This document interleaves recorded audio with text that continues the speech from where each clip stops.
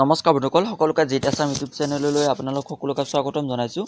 বন্ধুসকল, আজি মই কিছু সময় আগত এটা ভিডিঅ' বনাইছিলোঁ SSC GDৰ ওপৰত, যে এপ্লাই কিয় হোৱা নাই, এপ্লাইটো মাৰ্চ মাহত হ'ব নেকি। তো সেই বিষয়ে মই এটা ভিডিঅ' বনাইছিলোঁ।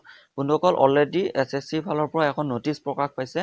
মই নটিচখন আপোনালোকক দেখুৱাবলৈ চেষ্টা কৰিম। বন্ধুসকল, তাৰ আগতে আপোনালোকে যদি মোৰ এই আগৰ ভিডিঅ'টো চোৱা নাই, তো আপোনালোকে চাব পাৰিব, ঠিক আছে। কাৰণ সেইটো ভিডিঅ' যদি নাচায় ডাইৰেক্ট এইটো চাইটো বহুতে ভুল ভাবিব। তো সেইবাবে সেইটো ভিডিঅ' চাব আপোনালোকে। তো SSC ফালৰ পৰা নটিচখন মই আপোনালোকক দেখুৱাবলৈ চেষ্টা কৰিম। বন্ধুসকল, যি ভিডিঅ' বনাইছিলোঁ সেই ভিডিঅ'টোত মই উল্লেখ কৰিছিলোঁ যে মে' মাহত এপ্লাই হ'ব নেকি বুলি উল্লেখ কৰিছিলোঁ, কিন্তু মই সেইটো টেণ্টেটিভ ডেট আছিল যে হ'বও পাৰে নহ'বও পাৰে, ঠিক আছে। তো বন্ধুসকল, ৱেবছাইটটো খোল খাইছে এতিয়া আমাৰ। তো মই আপোনালোকক নটিচখন দেখুৱাব চেষ্টা কৰিম। আৰু নটিচখন 9 এপ্ৰিলত আহিছে, ডেট মিনছ আজি আহিছে নটিচখন, ঠিক আছে। আৰু নটিচখনলৈ আহিছোঁ। বন্ধুসকল, তাৰ আগতে আপোনালোকে যদি মোৰ এই জিত আছাম চেনেলটো এতিয়ালৈ ছাবস্ক্ৰাইব কৰা নাই, তেনেহ'লে চেনেলটো ছাবস্ক্ৰাইব কৰি ল'ব।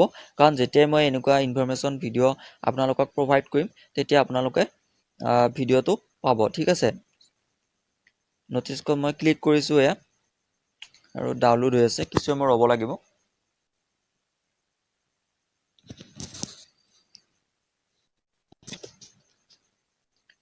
নটিচখন খোল খাইছে আমাৰ। বন্ধুসকল, এইখন নটিচ 9 এপ্ৰিলত প্ৰকাশ পাইছে। আৰু SSC ফালৰ পৰা এখন কোনো ধৰণৰ মিছা নটিচ নহয়, এখন অৰিজিনেলি হয় বন্ধুসকল, একদম সঁচা নটিচ হয়। আৰু এয়া দেখিছে আপোনালোকে কনষ্টেবল GD, ঠিক আছে। দেখিছে আপোনালোকে কনষ্টেবল ৰাইফল এক্সামিনেশ্যন, ঠিক আছে। এইখন SSC GDৰ হয়, ঠিক আছে। তো এই নটিচখনত উল্লেখ কৰিছে যে যিটো ভেকেঞ্চি আহিব লগা আছিল 25 তাৰিখে, ভেকেঞ্চিটো এইকাৰণে অহা নাই বন্ধুসকল, যে আপোনালোকৰ যিটো 2018ৰ যিটো SSC GDৰ যিটো ভেকেঞ্চি, সেই জইনিংটো এতিয়ালৈ শেষ হোৱা নাই, ঠিক আছে। জইনিং কিছু চলি আছে, প্ৰায় হৈ গৈছে। CRPFৰ যিখিনি জইনিং আছে সেইখিনি এতিয়ালৈ কমপ্লিট হোৱা নাই। সেইখিনি যেতিয়াই কমপ্লিট হৈ যাব তেতিয়াই ষ্টাৰ্ট হৈ যাব। ইয়াত উল্লেখ কৰিছে আপোনালোকৰ এয়া will now be publishing in the first week May', ঠিক আছে। আপোনালোকৰ মে' মাহৰ ফাৰ্ষ্ট উইকৰ পৰা অনলাইন এপ্লাই আৰম্ভ হ'ব, ঠিক আছে। তো এই নটিচখনত উল্লেখ কৰা মতে, ঠিক আছে। তো কৰোণা চলি আছে, অনলাইন সেইটো কেঞ্চেলো কৰিব পাৰে, কাৰণ যদি কৰোণাৰ মহামাৰীৰ ৰোগটো যদি অভাৰ হৈ যায় সেইটো কেঞ্চেলো হ'ব পাৰে। কিন্তু বৰ্তমান সেইটো পাছৰ কথা। বৰ্তমান যিটো ইয়াত ডেট উল্লেখ কৰিছে সেইটো আপোনালোকৰ মে' মাহৰ ফাৰ্ষ্ট উইকৰ পৰা হ'ব, ঠিক আছে। তো এইখন দেখিছে আপোনালোকে, এইটো 9 তাৰিখে প্ৰকাশ পাইছে নটিচখন, এইটো 9 তাৰিখে প্ৰকাশ পাইছে।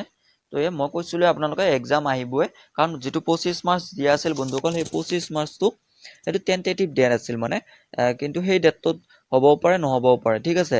তো মই কৈছোঁ আপোনালোকক।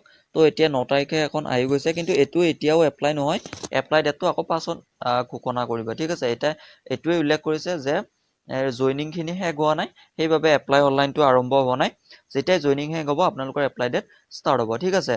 তো আহিবই ভেকেঞ্চি, সেইটো মই কৈছোঁ 100% ভেকেঞ্চি আহিব। এক্সামৰ কাৰণে প্ৰিপেয়াৰ কৰক বন্ধুসকল। চেনেলটো ছাবস্ক্ৰাইব কৰিব এনেকুৱা সুন্দৰ ইনফৰমেশ্যন ভিডিঅ' পাবৰ বাবে। আৰু ভিডিঅ'টো যদি ভাল পাইছে আপোনালোকে, তেনেহ'লে লাইক কৰিব। জয় আই অসম।